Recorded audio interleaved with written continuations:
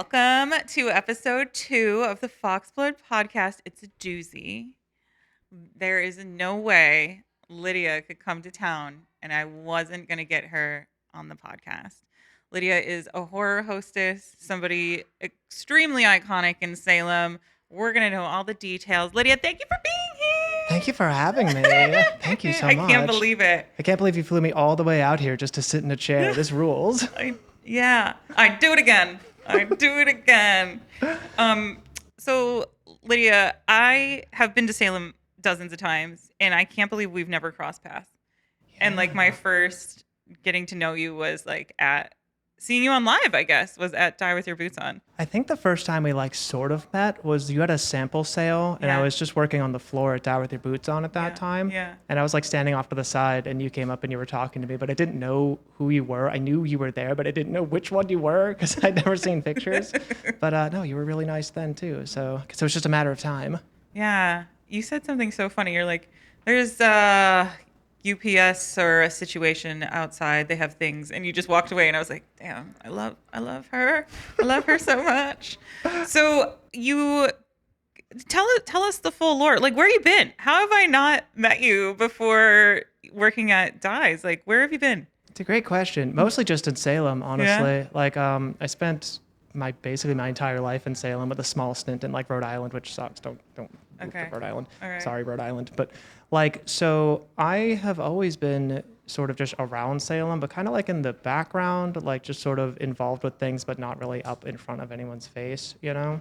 So it wasn't until, I started working at a witch store, and then like it kind of went south. Yeah. And in like a bit of desperation, I was like, I need a new job because I'm like in danger here, right? But then I ended up getting the job at Die With Your Boots On, and I just, because you can just kind of, I'm not going to say you can do whatever, because that's definitely not what it's like, but like there's a lot more freedom to be yourself, and so I just sort of continually kept doing that, and I guess at some point someone decided that it's probably a good idea to put me on camera, and so they did, and that was it, right? Are you like a theater kid? Yeah, how could you tell? So what's the background in that? So I went to Salem State University. The saxophones keep getting louder. Yeah. So like, I don't know, I went to school for theater. I can't recommend you go to school for theater for really any reason, but I am technically a classically trained actor, which is fun. Listen, if anyone tells you that like method acting is the right way to do it, they're lying to you. You should not do that. Okay. You do not need to be recalling trauma every single time you get up on stage to do something, especially if it's something stupid, right? But yeah, I went to college there for a while, and I 3 years, and I didn't finish because I was like, this sucks. I am done, and I don't have any more money, and I'm having a miserable time. So I just basically walked away with a lot of friends and some modicum of performance skill. I didn't go to college either. It's okay. It's not worth it. We're still doing stuff. It's like okay. not worth it. Yeah. You know. Did you ever think that this is where it would end up? Like, or did you like? How did this all develop? Like, I know you are a character, but you're yourself. You are just a character. Maybe you're just a Salem character, and I don't know how to explain it necessarily. You're so right, actually. Yeah. It's like, so the character is, the difference between me and my character is like so minuscule that it might as well not exist. So it's like, that's good and bad. It's good in the sense that I don't have to try very hard to just be the person that people see online most of the time or anywhere. But it also kind of sucks because like drawing the line between like Lydia the sorceress and Lydia the real person becomes really difficult to do sometimes.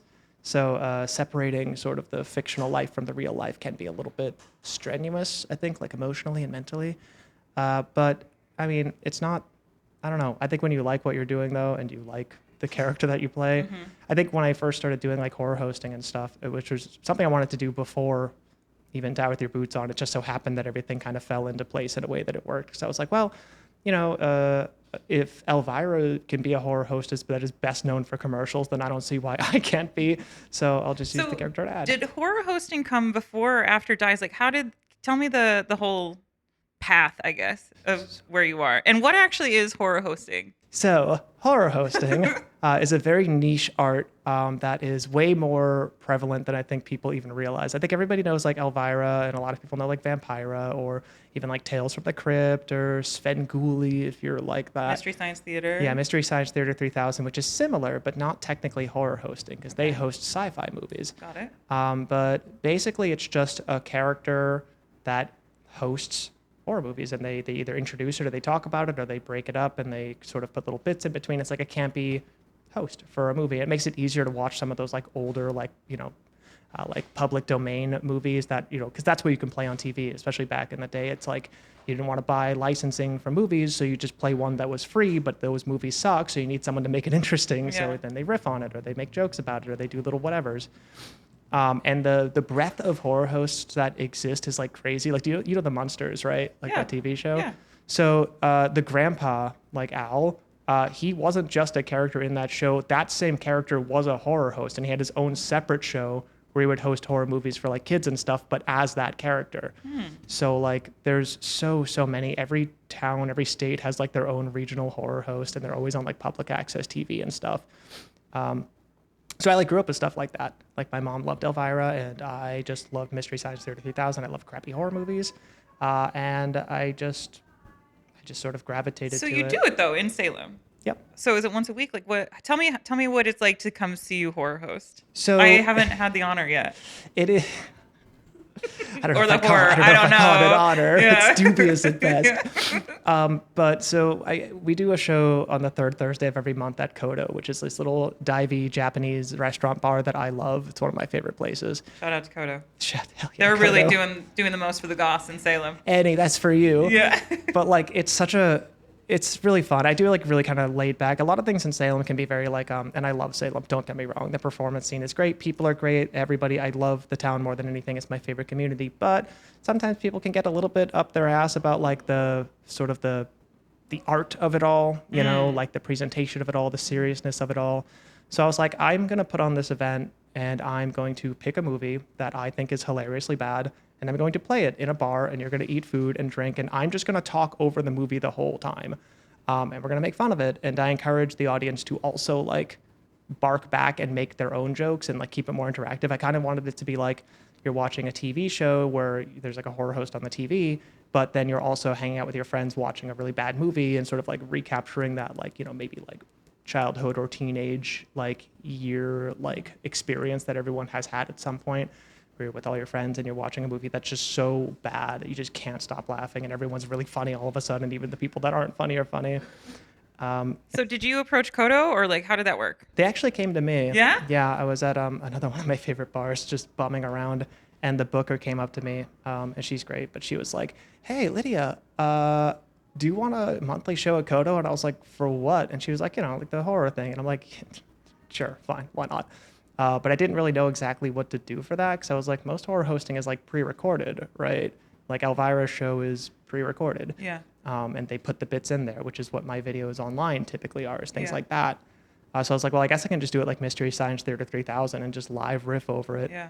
But Mystery Science Theater 3000 is also pre-recorded. So you have to be really good at improv and willing to make jokes that don't land and not lose your stride. A theater kid, a little.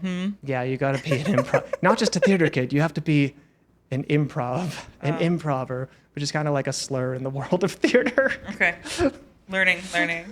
So how's the audience been? Like, are people coming? Are they showing up? How's it going? Come. So it's like, because it's so niche, and it's only $5, and it starts at 7. Okay. Yeah, it starts at 7:00 during dinner service. Oh, and it's, wow. And it's in competition with a lot of other shows the third Thursday. It actually does pretty good. So I have a pretty good amount of people that show up, a lot of dedicated people. I get like a lot of dedicated people that like me will continually come out forever and ever and ever. But it is a lot of fun just to like build your own little community, and that does sort of plant seeds. It gets your name out there. So it got me kind of more, I needed people to know what I was doing. I needed people to be like, oh, there's a horror host. There's a horror hostess. Yeah. Because Salem, I mean, I've lived there my whole life, and there's never really been like there's horror hosts and hostesses and whatever. They're more like adjacent though, like they do different things. There really isn't a character. Yeah, exactly. So I was like, well, I'm going to claim that. before anyone Done else and does. done. Because it's been like, at least 36 years and no one's doing it. So I guess that means I should do it. So that was like serendipitous around the same time you became a live host, or was it Yeah. like one came before the other? So the horror hosting thing definitely came before. Okay, so you had a little experience there Yeah, for so improv, because live hosting, Yeah, a lot of improv in there. it's basically all improv, It's all, right? it's all just improv. riffing. Anyone thinks there's a structure to it, they're lying to you. They're lying. Though, but yeah, it is just a lot of that. It's just get up there and say stuff and hope that it lands and learn from your mistakes, I guess. Imagine your college self thinking you're a TikTok live host today. Yeah, you'd probably be like, what the hell is TikTok? Yeah. It doesn't exist yet. Wow. You mean Musically? Oh, God. But I truly believe that you're one of the best live hosts on TikTok. I think it's so cool, and to be watching a goth shop on TikTok and you're there, the one like showing me around, like it doesn't get any better. Thank you. So that's why we brought Lydia in to help host our mega live at TikTok. By the time this podcast comes out, it'll already happen, but thank you so much for coming for that. No, thank you for having me. Thank you.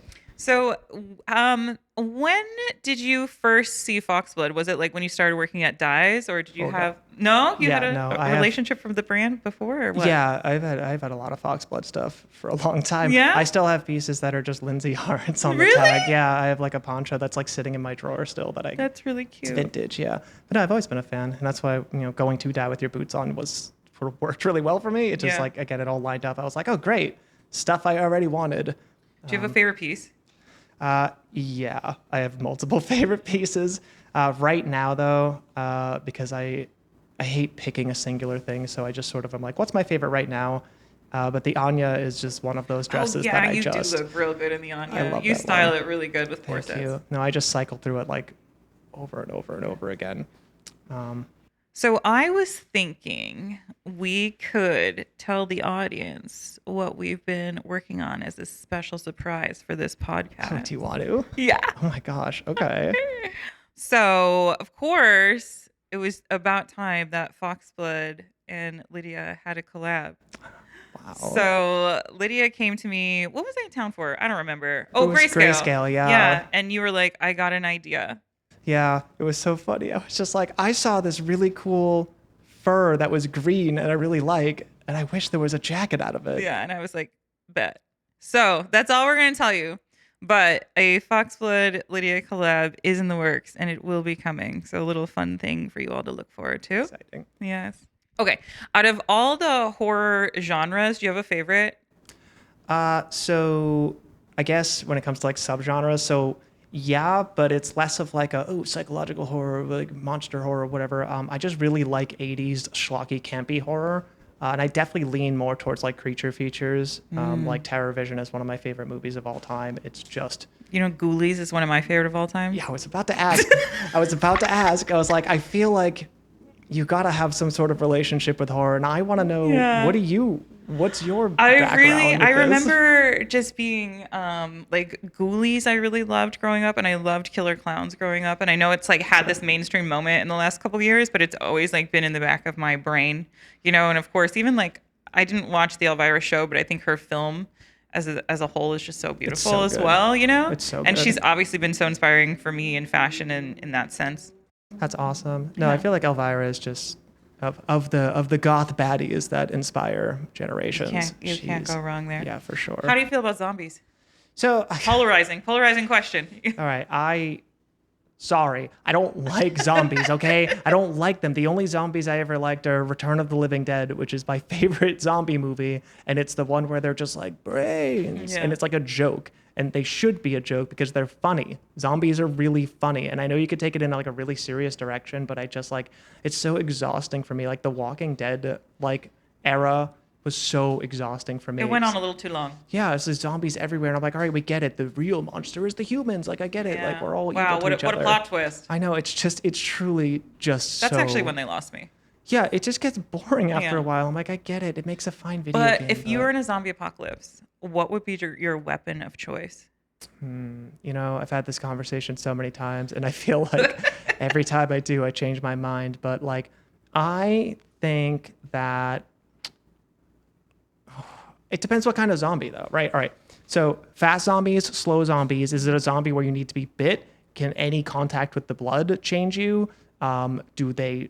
Can they be Wow, you killed? really thought about this. Yeah, right. Because like in Return of the Living Dead, like you can't even cut their head off. You mess with their brain, they still live. They live down to like the atomic level. So that's just like, what do you do Do you know then? what always like freaked me out with zombie movies when they like do the blood? Like, it's gonna get in your eye and then you're infected. Like, Yeah. they're not wearing proper equipment to kill zombies and not in your eyes, ears, or nose, mouth. Yeah. You know what I mean? They did that in I think 28 about that Days a lot. Later, and it was like a big scary thing Yeah. because it drops in his eye. So I'm like, How do you think of the remake of that? I don't know. I haven't seen it. I'm staying away from. Lizzie, it takes me so long to watch new horror movies. Like it really, really does. People are like, "Have you seen Obsession?" No. I haven't seen Obsession. Oh wow. I haven't. I did bet see the kids are really backwards. trying to get you to talk about that with them Yeah, online, huh? they're like mad at me about it, and I'm like, Yeah. I don't know. I'm sorry. I don't have time to go see new movies. I'm too busy watching the same movie I've watched 1,000 times already. Talking about it, okay? Yeah, literally. But yeah, I guess to answer the question that I have so deftly dodged, I think just like I would say like a big hammer, honestly. Yeah, like you a big know, sledgehammer. Give me a little bit of range, simple. something I can't run out of. Simple, okay, yeah. You know, I don't think I can run out of hammer, right? No. Yeah. What about you, Wade? You have to answer. Oh, I'm dying. Oh, I'm just giving myself up. No, I'm not living through that. No. I love that. Yeah, no. I'll just die. Straight up, like I'm just one of the zombies. Yeah. Oh, that rules. I have no survival skills like that. You know, I don't know if a lot of people do. Yeah, so I wouldn't even bother. I'd be like, see you later. You know, and it's not even just Tell my surviving dog the I love them. apocalypse, Yeah. right? You also need to like, can you farm if you make it out alive? No, You survive the I don't apocalypse, want like, then I what, don't want right? any part of that. No, no, thank you. It sounds like a horrible world. Okay, so obviously a lot of influential horror people come through your brain all the time. Who would like absolutely make you like so shy and gag up if they walked into a room? Like who would it be that you would just like lose your voice and not be able to? See, like the obvious answer is Elvira, Right, right? yes. Because that's like that. But I mean, like outside of that, probably like, I don't know, like John Carpenter or something. Oh, like, that's a or good just talk about one. Whoever, At right? Midsummer Scream, Foxblood vended it, and John Carpenter's line wrapped around the building, and it like was like in front of our booth, even it was so long. Everybody was there for John Carpenter. He's next level, right? This is some of my favorite movies of all time. Also, I don't know if it counts, but like Sigourney Weaver would probably bring me Ooh, to my knees. Like that's I'd be like, Bring me to my knees. I go crazy. It used to be Linnea Quigley, but then I got to actually work with her, and now I love her, and she's so easy to talk to. So I am no longer intimidated by her, but I would have been like a year ago. Do you feel like a lot of people are intimidated by you now in Salem, now that you're like all over the internet? I hope so. How's it going? Like, what's that? Like, you kind of got like a little bit of a lot of new eyes on you, a lot of people Yeah. following you. It's cool. It's definitely a little bit surreal. And I think it's just like numbers on a screen. Like I like seeing them go up, but they don't really like equate to anything for me. So But you're so recognizable. that's kind of what I'm getting at, right? It's like if Yeah. I walk down the street, I'm like, I can't go anywhere without people recognizing me. And I'm like, that's great. But it's, you know, when I go to like New York and there's like someone in like the Dover street, like, like someone that's like, oh yeah, I'm going to like the Grammys. I'm doing something for the Grammys. You're Lydia. I love you. And I'm like, why do you know me? Like for what reason? So it is kind of crazy just to have so many people recognize me, or so many people that I know that they talk to someone and they're like, you know Lydia? And they're like, yeah, of course we do. Like they're friends or whatever. Like I'm their aunt or something like that. So it's definitely weird. And I'm still having a hard time grasping to what extent do people like recognize me, right? Like, I don't know. So Are you enjoying it? Like, are you enjoying like live hosting and like having all like everybody know Oh, a yeah. little bit of your lore in your life? yeah, I mean, like I love watching you. I watch you when I do my makeup every morning. You guys like you. live stream so early. Well, and then sometimes I catch your personal ones Yeah, at my night, story but I miss those times. sometimes. But Yeah. the morning ones I usually try to catch. I love it. I really do. Like I have like an ego that needs to be fed, and I want to be a star, right? I want to be a star. I'm sorry. I know it's not the humble thing to say, but I want to be the greatest horror hostess of all time, and I want everyone to love me, and I want to be rich and famous. And I don't think that's too much to ask. No. So, but You're yeah. in Hollywood, baby. You can say those loud and yeah. proud. Yeah. So hey, Hollywood, looking for a horror hostess? I'm in this chair. She's here. I take Venmo. What's it like walking around Salem during Halloween time though? Is it like Do you need a security guard? Because So- I wouldn't let you out on the street alone, to be honest with you. This year is definitely going to be interesting for sure. But last year we just had to do our lives like in a secret streaming room because it just wasn't that's feasible to do right. it in the store because it just, Looky loose. yeah, it got to a point where like people are just like on me 24/7.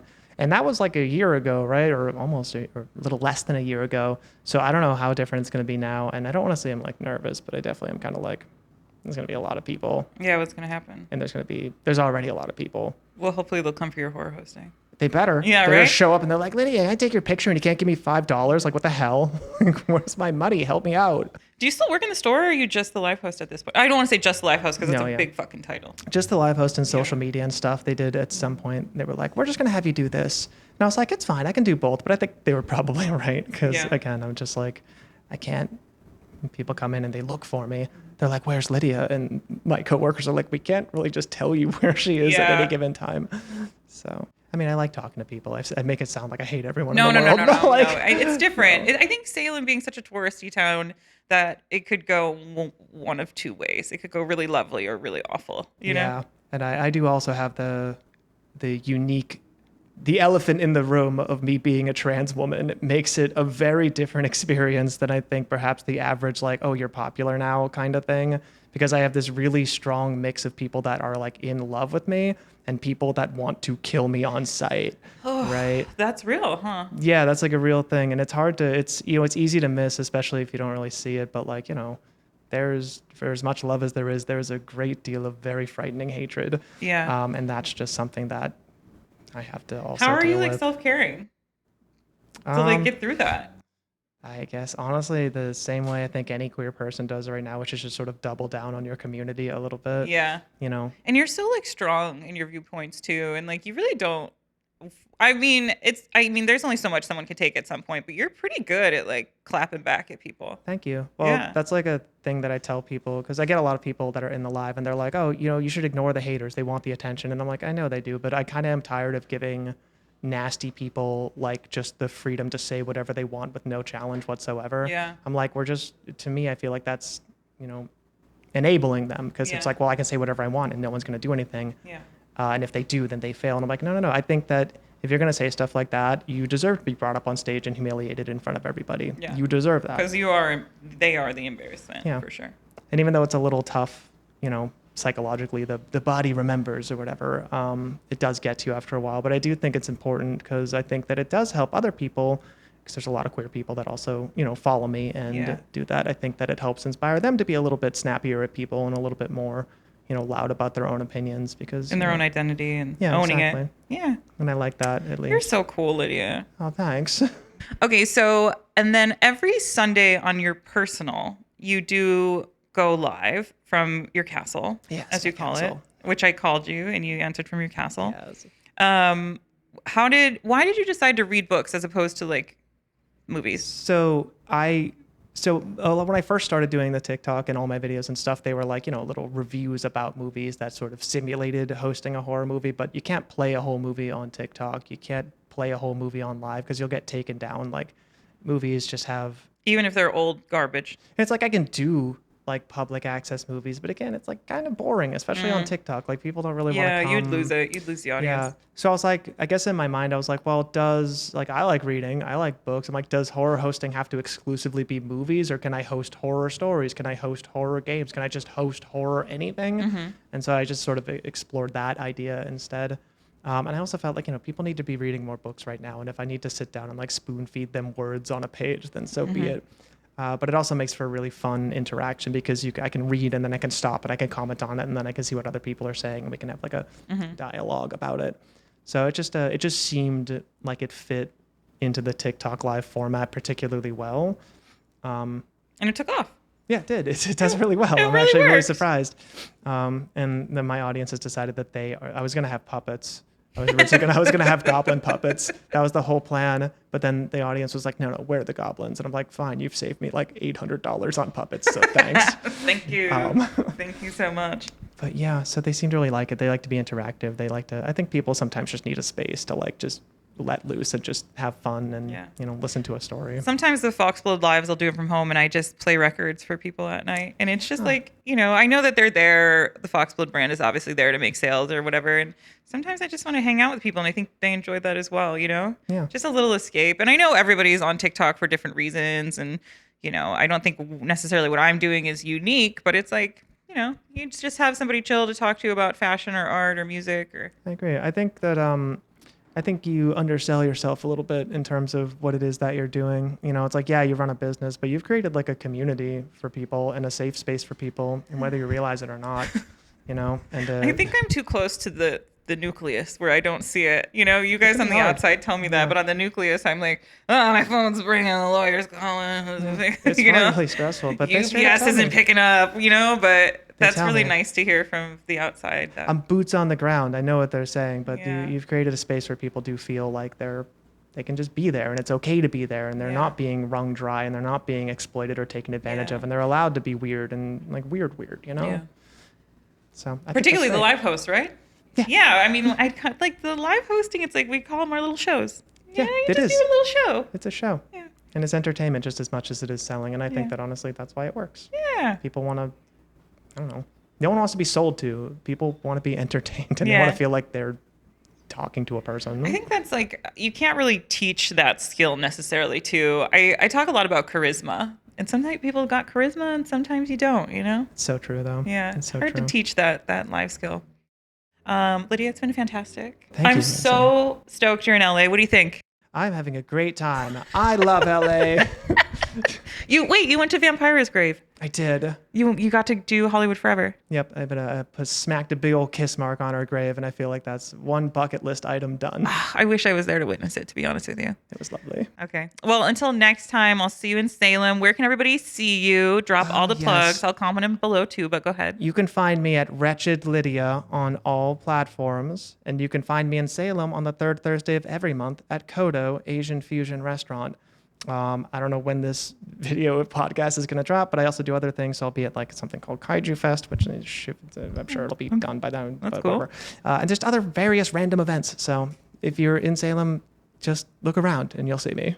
Amazing. Thank you so much, Thank Lydia. you for having me. Thank you. Everyone follow Lydia. Till next time. Bye. Bye.